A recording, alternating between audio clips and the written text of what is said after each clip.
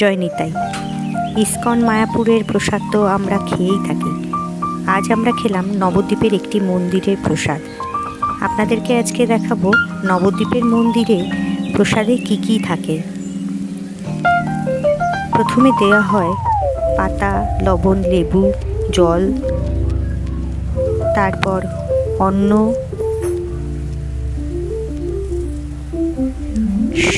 কচু শাক,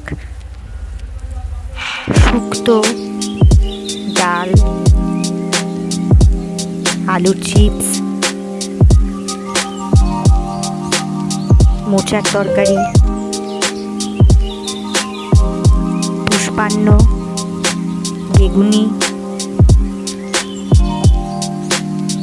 পনিরের তরকারি, চাটনি, পাঁপড়, পায়েস। জয় নিতাই, জয় গৌর।